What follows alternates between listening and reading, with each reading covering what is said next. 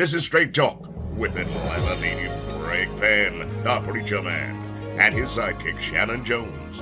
Frank discussions of issues affecting the ATL, Fulton County, the state of Georgia, the nation, and around the world. And now, here they are, live and in living color, the team of Jones and Fann, the preacher man. Well, welcome to another edition of Straight Talk. And look who's back. Where you been? First of all. Wait a minute. Where have you been? First of all, where have you been? You almost lost your job. First of all. Bishop Lackey came in for your job. I've been bound and gagged in an undisclosed location for a 2-week trial. I thought Bishop Lackey was coming on to do a guest appearance. Yeah. And I was fine with that. From the bound and gagged, undisclosed location, I could see him come on once. Then he asked for some money. And I thought that was a good thing. I said, he's looking out for me, you know. Then I looked at it, and the next week, he's sitting in the chair again, and I'm still bound and gagged in an undisclosed location. And then you come in, where you been? Y'all know exactly where I've been. And then I come in the studio today, they tried to phase me out and all this. It's just been terrible. And did y'all even ask for me? Did anybody ask for me? Well, I'm gonna be honest with you, Shanan. No! Nobody asked. Where's Shanan? No, seriously. You were missed. Bishop Lackey did a great job filling in for you, know. But Bishop Lackey said he wanted to know how much to pay. He wanted to know how much to pay. I said, it's pro bono. There's no pay here. He said so long ago. He said he'll come back anytime that you know that I'm bound to gag in an undisclosed location. Yes. How was the traffic? How was the weather? Man, the traffic was it was a whole lot of traffic and a whole lot of weather, but we got through it. But you know, the traffic is good today, though. I mean, people getting ready, going out of town. I know this show is going to show after Thanksgiving, but and we pre-recorded before, right. And so, but the traffic today is really light because I guess people are going out of town. And I'm surprised because they shooting at the airport, so I didn't think they'd be flying out. You know, I would think that there'd be more traffic on the road. You know, you don't know how many people said no. Boy, they busted. They got somewhere. People said they were running. People said they were running to 85. So running to 85. Danger. With Spill. Danger. I got a cousin. He's about 450 pounds. He took off running. I said, "That's what it took for you."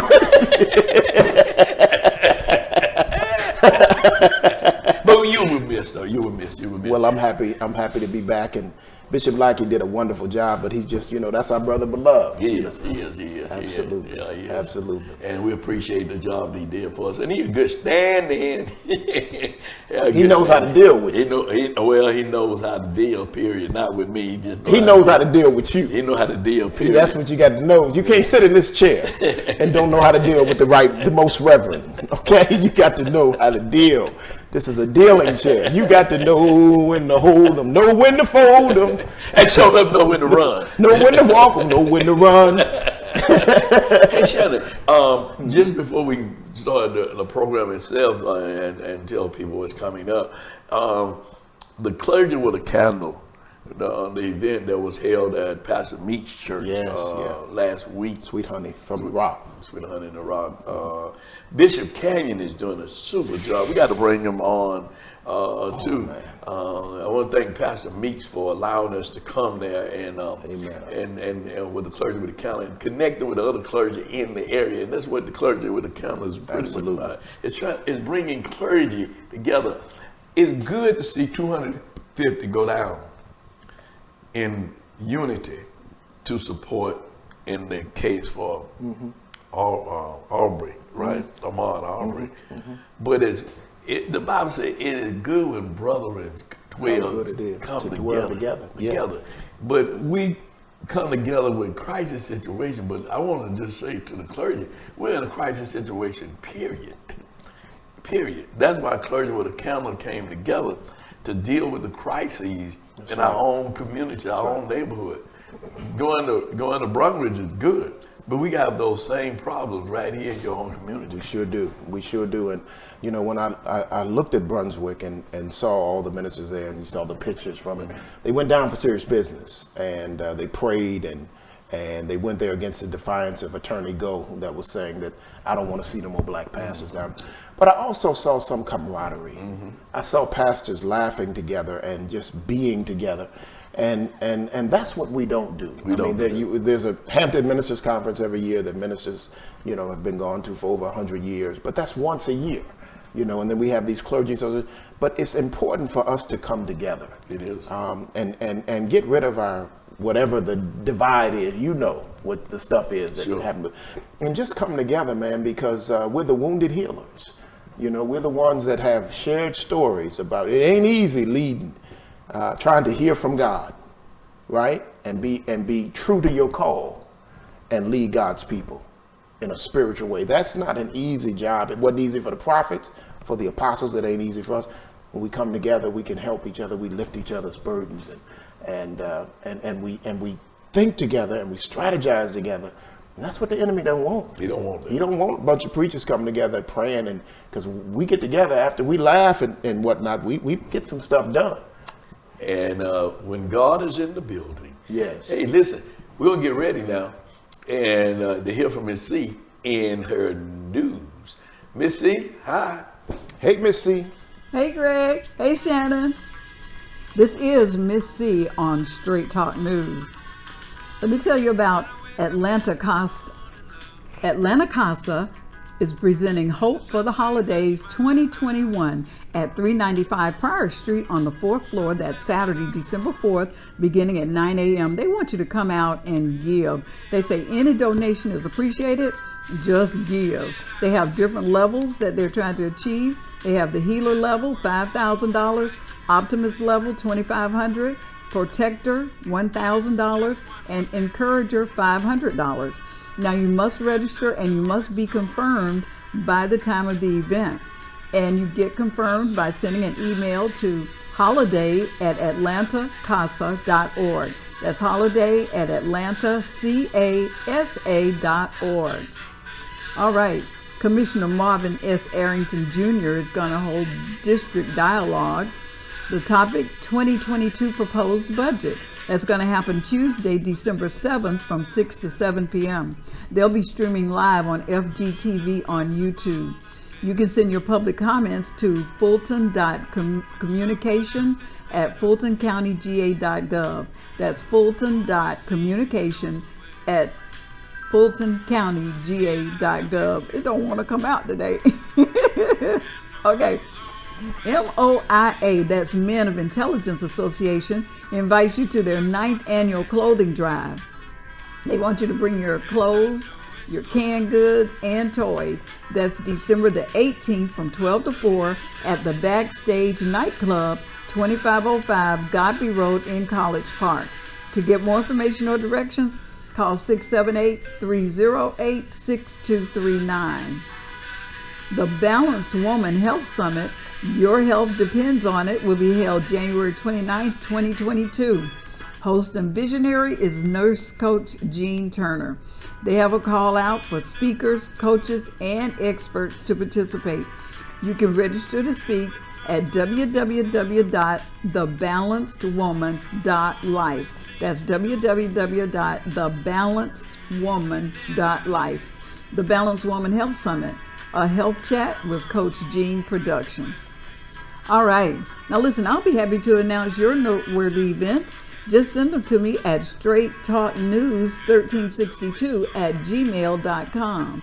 That's straighttalknews1362@gmail.com. Also, don't forget to subscribe if you hadn't already. There's a little icon on your screen somewhere that says subscribe. And we would love for you to subscribe. And it just shows that you like us, and that will really help us out, okay? All right, and I'm going to see you next time on Straight Talk News with Greg and Shannon, okay? Have a good week. Well, we want to thank Miss C for your news. And if you have news and information, just send it to Miss C. Just send it to Miss C. And she'll get it on right here on Straight Talk. We'll have Alex Gothard. He's going to be here with us. He's going to talk a little bit about what he's doing and what he's working with the men of intelligence and how they are helping and going to be getting clothes and passing out clothes for the needy. It's getting cold out there. It is getting cold out there. And we'll have Brother James Broom, always the brother who brings that great Black history facts and reminds us of things that we've forgotten or things that we didn't even know. And he does a great job with that. We'll be back with Alex and Brother Broom. And then Shannon and I'll come back. We're going to talk a little bit about what's happening with that case in Brownsville, Georgia, with Aubrey and Ahmaud Aubrey and those 3 individuals who killed him. I'd say killed him. They did. And then we'll talk about what happened in the Rittenhouse case and what's the difference between the Rittenhouse case and the Ahmaud's case. Okay? We'll be back after this with Alex Gothard and James Broom and Black History Facts. And the Preacher Man right here on Straight Talk with Black History Facts with Brother James Broom.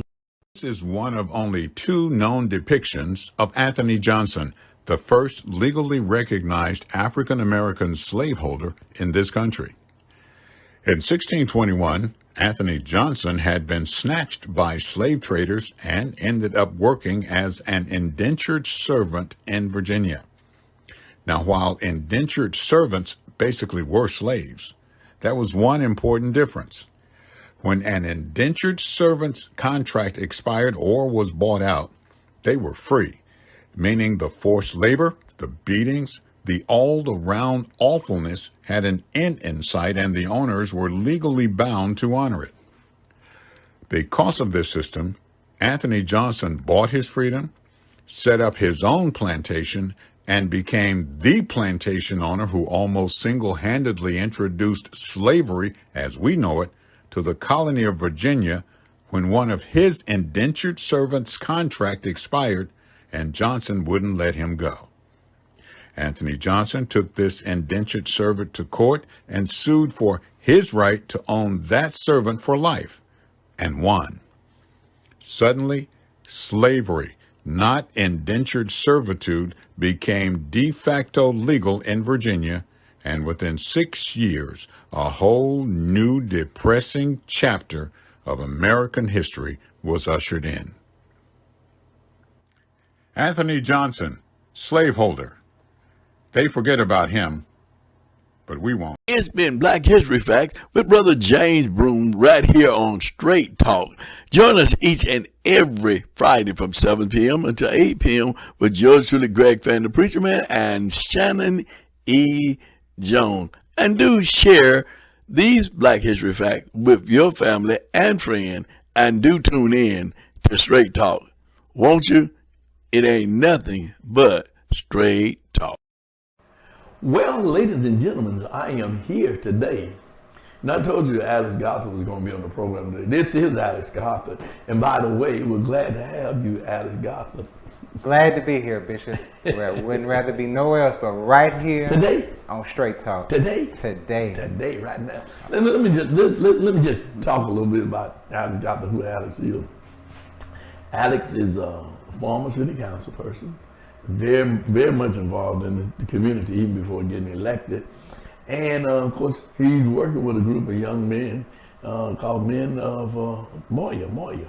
Yeah, Men of Intelligence. Right. Yeah, Men of Intelligence Association. Association. Yeah. Okay. Thank you so very much. AKA Moya. Oh, AKA Moya. So, yes, sir. You know, I wanted to spend some time with you today on Straight Talk. I've been wanting to get you on the program for a while. We haven't been able to connect because you're so busy. Right. You're so busy. So let's talk a little bit about, your work with Moya and why it's important, the work that you guys do as the Men of Intelligence. Sure. Well, I appreciate this opportunity. Thank you for having me, Bishop. I've been trying to get on this show for I don't know how long, but it's a pleasure to finally be on here. But the Men of Intelligence Association, Moya, as we call it, we're an organization that's based in East Point. Currently, we're focusing a lot on the seniors. If you're a senior, you make below a certain income level, you're over 60 years old, and a few other qualifications you have to have. We'll come out and trim your trees for you. We'll cut your lawn. And this program is in partnership with the city of East Point. We thank the city council in East Point for being so forward-looking and providing for their legacy residents, specifically Councilwoman Shropshire, who was a champion for this program. But it's awesome that they have the forward vision to be able to take care and want to take care of their residents, as we're seeing so much gentrification around the city of East Point. But that's something that Moya oversees. Since the pandemic, we kind of shifted our focus to the seniors. We saw that they needed a lot of our help. So that is our priority right now. We also have a community garden in partnership with One Talent down in College Park. But that is just some of the things that we are doing, Bishop. Well, the program with helping senior citizens and legacy resident is a great program. I want to drill on that a little bit more. But I want to talk about Moya in terms of the men that are coming together in terms of each one teach one. The coat drive and one of the drives you guys do each year to make sure that people stay warm. I want to talk about the overall program. We'll come back to the legacy program, but I want to just talk a little bit more about those things that Moya is doing and has done over the years. This is a new venture that you jumped into dealing with in terms of the legacy program, having senior citizens who need. But there are things that you guys have been doing all along, and I want people to understand that it's not just something that happened, because I remember you guys cleaning up exits around East Point and doing those kinds of things. So I just want to talk about Moya in terms of the work that he does. Sure. Well, you've been around, Bishop. You've been around Moya, and I'm a part of Moya. You are a part. You got your T-shirt and everything. But yes, Moya has been around since 1998, founded by Dornelius Mays. We do a lot of cleanups on a yearly basis, a lot of cleanups, and that's another story we can delve into, but a lot of cleanups. We just got done with the diabetes walk, raised money for diabetes awareness. We are getting ready for a clothing drive next month. We do every year down in College Park at Backstage, right there on Old National and Gabi. So all of us as men of intelligence, we feel like we're in a privileged position to be able to help others who need the help. We see the folks coming out and getting the clothes, and thank you to you and your congregation who donate so many clothes every year. I know I send you the pictures when they put on your jacket, man, and they look good in your clothes. But yeah, we got some more clothes for you too. Okay. Yeah, we got some more for the drive this year. Well, we'll take them. All right. But it's something where the community has a need. Moya attempts to stand in that gap. So all of us are fortunate just to be able to have the energy, to have the means, to have just the wherewithal to be able to and want to stand in that gap for those who can't do it themselves necessarily. The least, the less, the lost, and the left out. Indeed. That's what you guys have been doing for years, and that's why I enjoy working with you guys, because seeing men, young men, and you guys are not young as you used to be, but seeing young men that are engaged in helping their communities and seeing a need in the community and addressing those needs is a wonderful thing. You guys, the program Each One Teach One is a great program that you guys have done over the years, and that program. Talk a little bit about the Each One Teach One program. Sure. Each One Teach One Reach One is where we worked with younger kids, and we've had it many places. In College Park, we've had it in East Point at Sumner Park.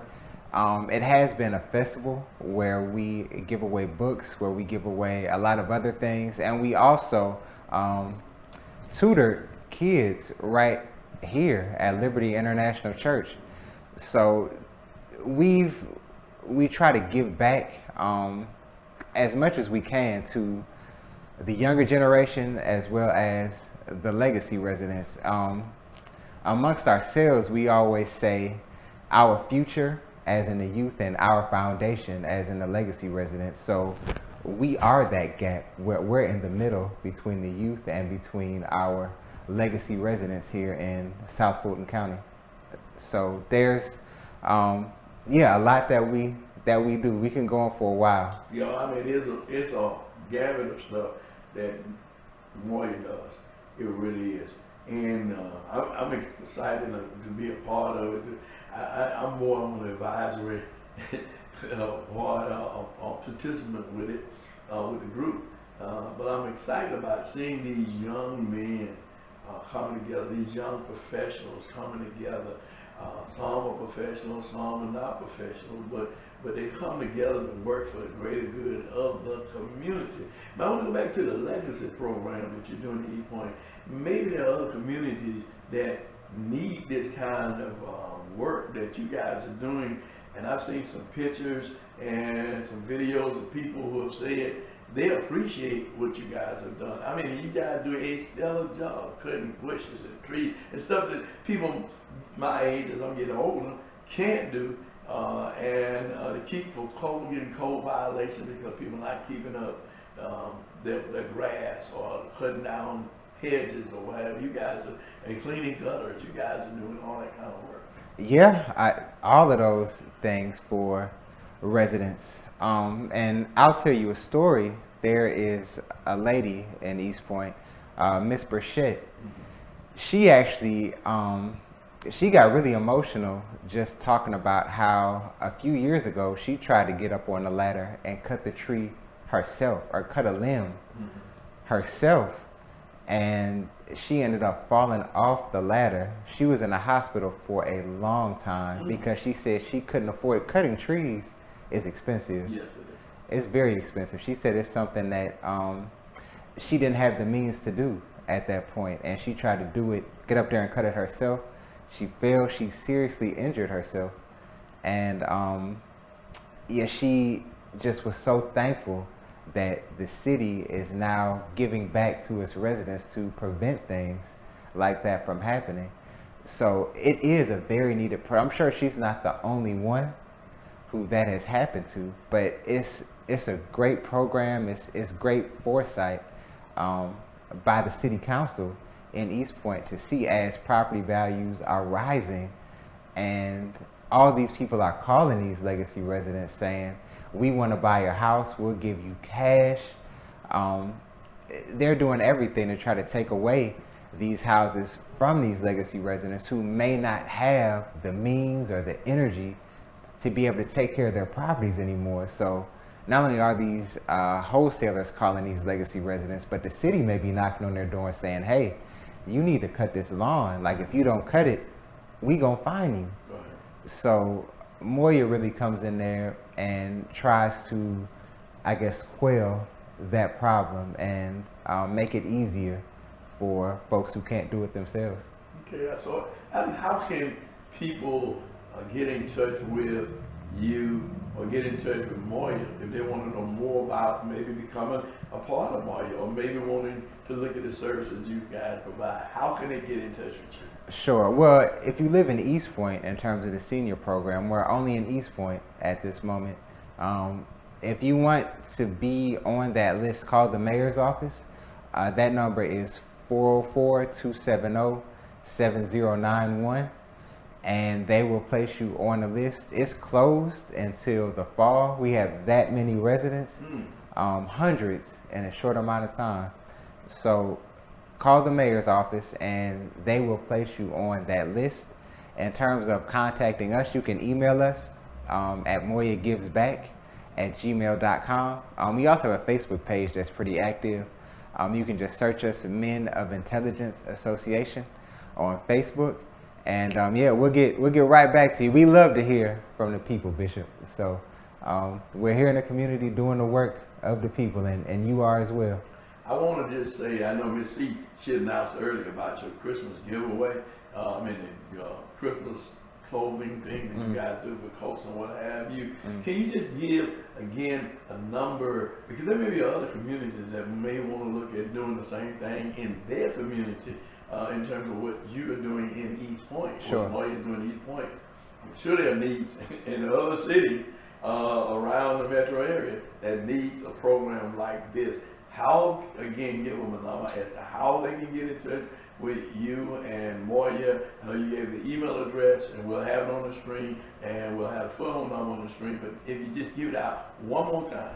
Sure. Well, I'll give you my number. My direct number is 404-549-1078. Again, that's 404-549-1078. And we have a pretty active Facebook page, as I was saying. You can just search Men of Intelligence Association, and we'll get back to you as soon as possible. We have a lot of folks reach out to us through our Facebook page. And also our email, moyagivesback@gmail.com. So if you would, get in touch with Alex, get in touch with the Men of Intelligence. They love to hear from you, and who knows, they may be in your community helping the legacy group and helping the needs of your community. Well, thank you, Alex, for joining us. All right, appreciate being here, Bishop. I finally made it here. You made it. I did. Straight talk. Now, you're not trying to be like Bishop Lackey. You're not trying to get paid, is you? Not yet, Bishop. Not yet. We had that conversation later. Later. All right, thank you, Alex. And God bless you, and you have a happy Thanksgiving. Okay? Same to you. From the Straight Talk family, yours truly, Greg Fann, the Preacher Man, and Shanan E. Jones, Miss C from Straight Talk News, and that melodious voice, Hal Lamar, who brings us on and take us off each and every week, and Brother James Broom and Black History Facts. We wish you and yours a happy, happy Thanksgiving. All right. This stuff that's going on is just simply amazing. It's really simply amazing. We were talking about earlier about, the black preachers coming to Brunswick. Now we have the Black Panthers that have come to Brunswick doing this case. And I feel for that mother. I feel so for that mother because she's going through an awful time in her life, sitting, listening to people talk about her child as though he was nothing, that he was a nobody. Did you hear that defense attorney in her closing statement? She said, Ahmaud Arbery is running with his khaki shorts. I believe she said his long legs. She did. Shoes with no socks. And his dirty, long nails. That's what she said. That was a dog whistle to call him something that I'm not going to say on this air. But you know what I'm saying. Just like she implied it, you implied it now. Absolutely. Yeah. Absolutely. Yeah. She said what she and so I listened to some of the legal analysts. They said, look, as dirty as that was, she's not talking to the court of public opinion. No, she's not. She's not talking. She's talking to 11, not even 12. She's talking to those 11 jurors. And she's talking to the racist culture that is normalized in Brunswick, Georgia, in that area of Georgia, in Georgia, period. Georgia, period. In the South. But she was speaking a language, and she took you into the room. You ever wonder what do they say when you're not around? That she closed with that statement to hit home. And man, I'm telling you, I don't know if everybody's saying, oh, it's a clear case. I heard one pastor friend of ours say, oh, it's a clear case. You're right. Hey, clear case, nothing. No, it's not clear. It's not a clear case. It's clear to us. It's absolutely clear to us. I mean, it's clear to us. But let's just talk about it being clear to us because we know and we saw through the video who had the weapon. We know, we saw who had the weapon.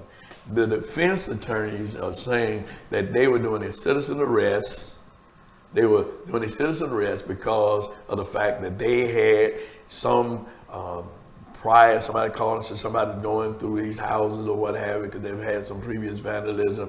And so then the dad tell the son, come on, let's go and see what we can do. So they arm themselves, get with the other guy, he trails them, and they see him, and then they run him down, actually really. Ran him down. Run him down. Yeah. And then accost him with a rifle, the son does, and then fighting. Oh, you think I'm gonna let you point a gun at me? And then I'm not gonna try to defend myself? I mean, and you're not going to do they're defending. Basically, they're saying they committing self-defense. Right. You got a gun in my face. Right. Yeah. Yeah. I ain't done nothing wrong. Nothing. I'm jogging through my community. Right. I see a home that's being built. There's nothing in it. There's no television in it. There's no furniture in it. There's nothing in it. No appliances, nothing in it. No drywall, no nothing. He walks into a spec house and looks around at a new build to see what's being built in the community, maybe to catch vision for maybe a home that he'd like to live in or something. I don't know. Right. But many people have done that. Oh, man, what you talking about? Man, people have gone in the houses when people have moved out. To look in at what the house looks like on the inside. Absolutely. But here's the question. Here's what I would say. We got gentrification in our community. Sure. So let's just say that, let's close our eyes for a minute. We don't have to, but you all out there, close your eyes. Close your eyes. Close your eyes. The Close your preacher eyes. said close your eyes. Now, I want you to envision a white man jogging in Bankhead. And as he's jogging, 3 black men in a truck. Can I just stop you for a second? Because a lot of people listening to this program don't know about Bankhead. Okay. So just say put it the black community. A black community. Okay, so you're in the black community on Martin Luther King Avenue, right? That's it. That's right. So he's jogging down Martin Luther King Boulevard, Avenue, Street, whatever, in black community, and 3 black men. So this is a white man running, and 3 black men pull up in a truck, and they get out with a gun, and they point it at him. One black man is videotaping. A father and a son are chasing and pursuing this man. The white man is trying to get away from the black man. The black man continuously get in front of him, chase him down, put the gun on him. The white man tries to get the gun out from in front of his body. The black man turns the gun back on him, and as he's trying to get the gun, the black man shoot the white man, and he lay dead in the street. With his dirty nails. With his white long legs, khaki shorts. And dirty nails. And shoes with no socks on. And dirty nails. And dirty nails. How would this case play out? Well, if in fact we had 11 black jurors and 1 white juror, let's take the whole scenario, then how would it play out? But first of all, you and I both know, and those that are viewing know, that it wouldn't be 11 black jurors and 1 white juror. What we are seeing is the same thing that history repeating itself, where you have a all-white jury, might as well say all-white jury, and 1 black just for appearances only. Because if you're talking about a jury of your peers, the jury's supposed to be of your peers, right? Everyone in that jury, except for 1 person, it would be considered one of his peers, based on their hue, the color of their skin, right? So you have 1 black person that's going to be outvoted by the 11 white people, and convinced, more than likely, depending on how strong they are, to go along with their verdict. Oh yeah, and I'm sure they're working them now on the sense of self-defense. You know, self-defense. They were trying to protect their community, and they did not know if he was a robber, this, that, and the other. And And Raheem, that don't, you know, you do the same thing in your community, Raheem, if this was happening. So, you know, don't look at this as not a racial thing at all. This is about property rights. Right, but let's flip the strip. Let's go, Mr. Rittenhouse, who was allowed to help pick his jury of his peers, right? And the judge, the sentencing judge, who threw out the weapon All weapon charges. of a 17-year-old kid who shouldn't have had a weapon in the first place. Got the weapon illegally. Illegally. Got the weapon illegally. Right. Came across state They lines came across with state an lines. illegal weapon. With an illegal weapon. To protect the property of people Who didn't ask him to protect. It wasn't his property. had nothing, no stake in the game, no skin in the game, no skin in the I game. come up on you walk around my house, or I'm walking around your house with a gun, and you say, "What you doing in my house?" I'm protecting it. Yeah. Well, I ain't told you. I ain't tell you to protect. I ain't tell you to But now that the Black Panthers are down there with their guns, I wonder what they're gonna say now, because they don't live in Brunswick, but they're down there They're protecting protecting the property. protecting property. Right. So what's Protecting good for the the family, good, what's right. good for the goose is good for the gander. gander, right? So now let's look at Mr. Rittenhouse. Mr. Rittenhouse now is vindicated from a jury of his peers to say that he helped select that now he's innocent of all charges. But then after he is innocent of all charges, this Sunday he's in Florida with Mr. Flynn eating. A known Ku Klux Klan member, a known racist, he's eating with him. Because And he says that he said, "I love Black Lives Matter," BLM. That's what he said on Tucker Carlson. yeah, well, anybody can lie. Whether you mumble them, you say their little pink tornado, Right. say anything. Right. Well, which we know we don't love. We know he doesn't love it. But I'm just saying that's what.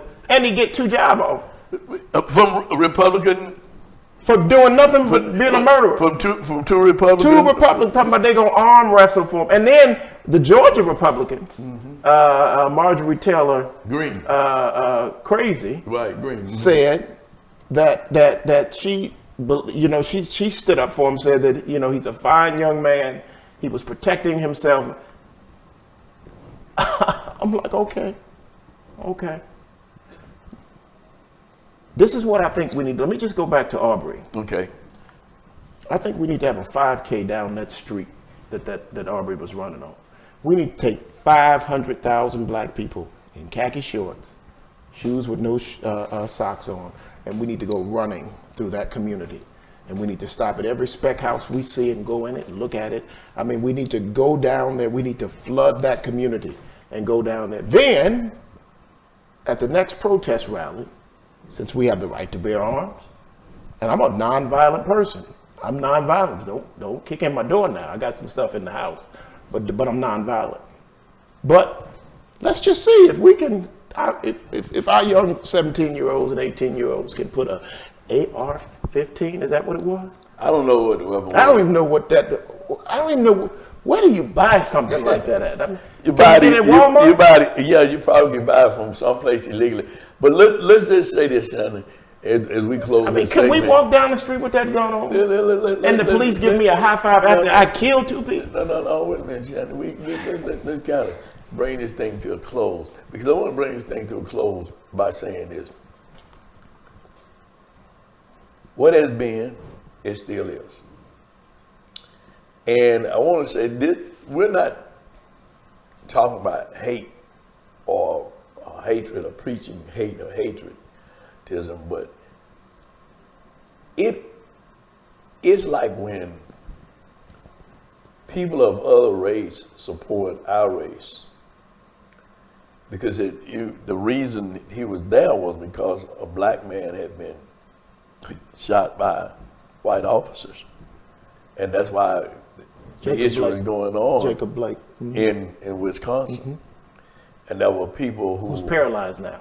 It was paralyzed. Who there were people there who were protesting the actions of those white officers who shot this black man. Right, right.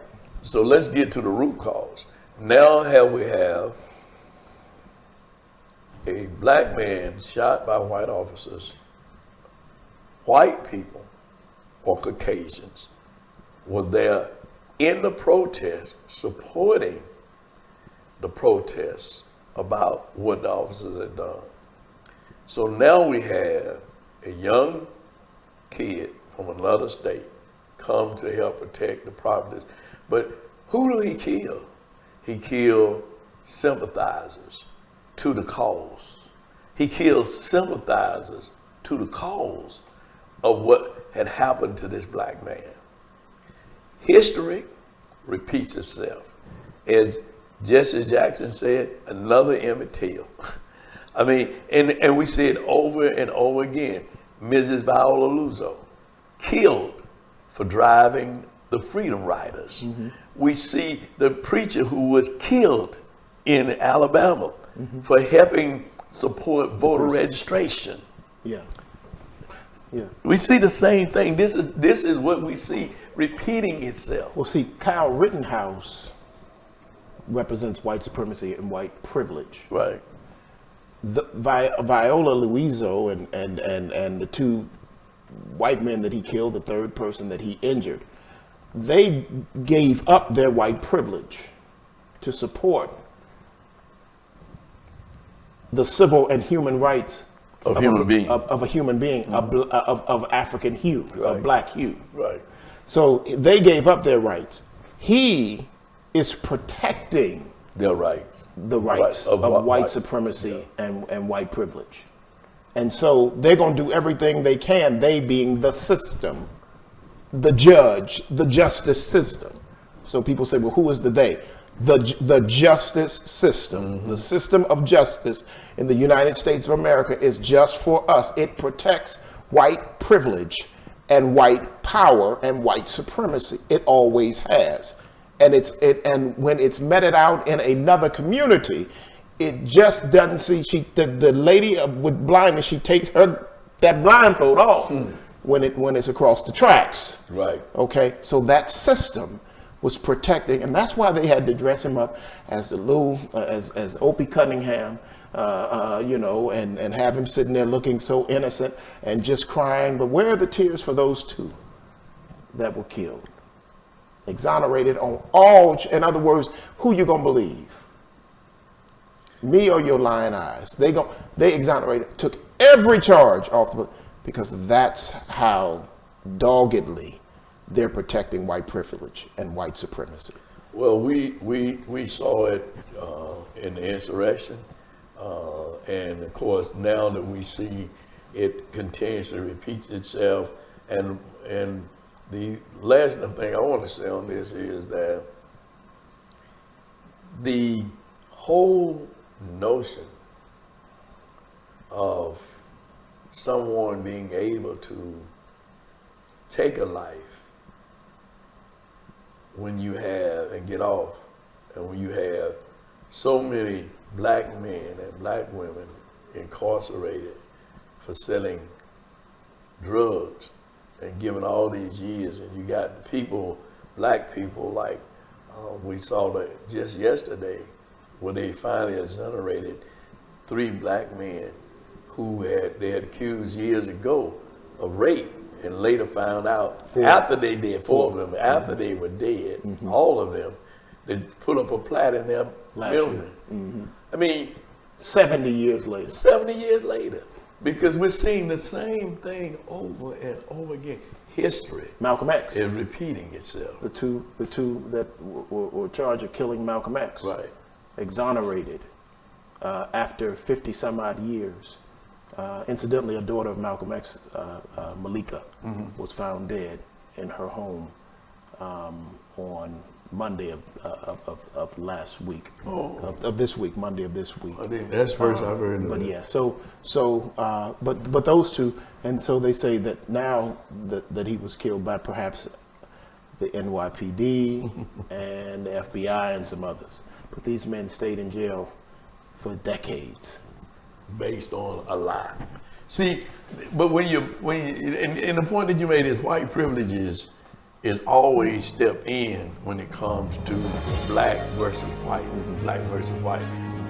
privilege. But listen, let me just say this as we go on again. This is, because I don't want us to be cut off from YouTube, because they be saying we're preaching hate and all that. No, we're not preaching hate. No. We just talking about facts. We're straight talking on These are facts. That's These are right. just facts. But listen, we'll be back in just a few minutes with a little bit more, not about this, but a little bit more about what's happening with this show, Straight Talk. And it ain't nothing but straight talk. I'm Keith Gamage, your Fulton County Solicitor General. And I'm Captain Nikki Renfro of the Georgia State Patrol. Every 51 minutes, someone is killed in an alcohol-related accident. This holiday, officers will be out looking for unsafe drivers. If you are buzzed, drunk, or impaired, don't drive. Call someone for a ride or we'll be forced to give you one. Once you're charged with DUI, you can face jail time, license suspension, and a conviction on your criminal record. So this holiday, have fun. Make it a night to remember, not a night to regret. Well, thank you so much again for watching us right here on Straight Talk. Share with your Facebook, family, friends, Straight Talk right here on YouTube. And of course, share it on YouTube to your YouTube family. Oh, Shanan, excuse me, go on, Shanan, I'm sorry. No, my sinus is bothering me. trying Go. to see, maybe it's all these leaves behind you. Woo, probably. that- All the that- leaves that are water. green, yellow, and red. All that stuff behind you probably getting you. It is. But yeah, please subscribe to our YouTube channel, and if you've got something that you want to see us discuss, and you got some information, if you got a weather report, we want you to go to Fann922 at Comcast.net. Again, Fann922 at Comcast.net, and drop us a line. You can also call us at 404-308-0795. Listen, and Shanan will be back. He's back in the saddle, y'all. And we'll see you right here on Straight back Talk again, bound and next week. Next week, right here on Straight Talk. I'm back, Lackey. I'm back, Lackey. It ain't nothing but what? Straight Talk. Want to be a guest on Straight Talk? Email Craig Fann at FANN922 at Comcast.net or call 404-308-0795. Join us again for another episode of Straight Talk with Shanan Jones and Greg Fann, the Preacher Man.